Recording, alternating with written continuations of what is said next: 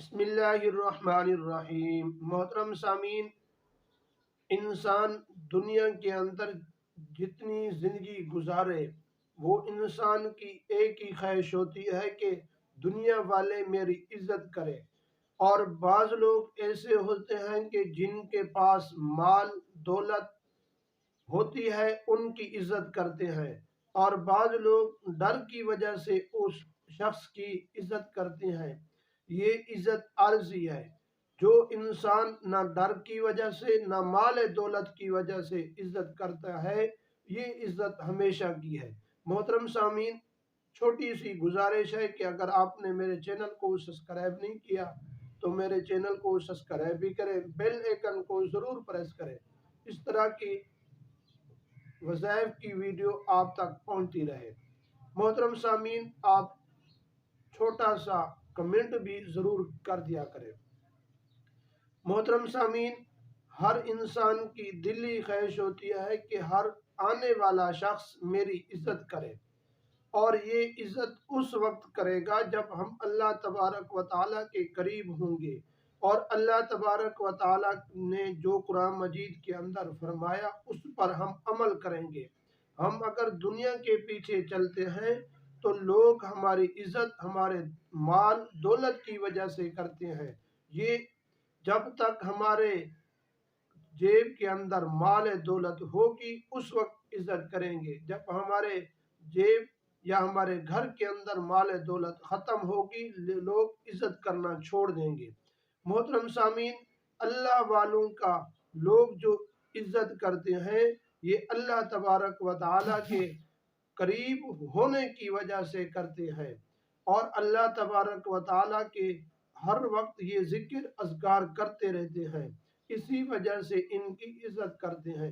محترم سامعین، جو میں آپ کو وظیفہ بتانے جا رہا ہوں یہ بڑا اہم وظیفہ ہے، آپ اس پر عمل کریں، انشاءاللہ آپ کی عزت دنیا کے اندر بھی لوگ کریں گے، اور آخرت کے اندر اللہ تبارک و تعالیٰ آپ کے ساتھ اچھائی والا معاملہ فرمائیں گے۔ محترم سامعین، آپ نے عصر کی نماز کے بعد 50 مرتبہ اللہ الصمد یہ آپ نے لفظ پڑھنا ہے، اور یہ قبلہ رخ ہو کر بیٹھنا ہے۔ محترم سامعین، آپ روزانہ یہ پڑھنا ہے۔ اگر کسی دن آپ کو بھول گیا یا آپ کہیں مصروف تھے یا سفر پہ تھے تو اللہ تبارک و تعالیٰ آپ کو اس کا اجر بھی دیں گے۔ محترم سامعین، آپ دنیا اور آخرت کی عزت چاہتے ہیں تو اس لفظ کو آپ معمول بنا لیں، اپنے عمل کے اندر لے آئیں، انشاءاللہ دنیا کے اندر بھی آپ کی عزت ہوگی اور آخرت کے اندر بھی آپ کی عزت ہوگی۔ محترم سامعین، کہ اگر ہماری اولاد ہمارا عزت نہ کرے تو ہم لوگوں کو بتاتے پھرتے ہیں کہ ہماری اولاد نافرمان ہے۔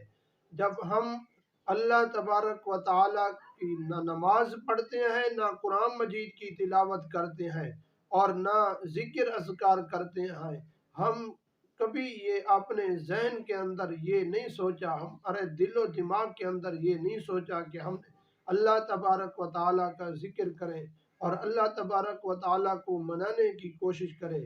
اگر ہماری اولاد دنیا کے اندر ہمارا کام کاج نہیں کرتی یا مزدوری نہیں کرتی، ہم ان کہتے ہیں کہ ہماری یہ اولاد نافرمان ہے۔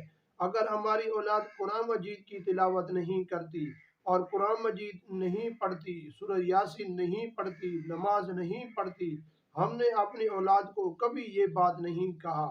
محترم سامعین، ہم اپنی اولاد کو نماز کی طرف اور دین کی طرف ڈالنے اور ان کو کہنے کی توفیق عطا فرمائے، اور اللہ تبارک و تعالیٰ اس عمل پر ہم سب کو عمل کرنے کی توفیق عطا فرمائے۔ وآخر دعوانا ان الحمد للہ رب العالمین۔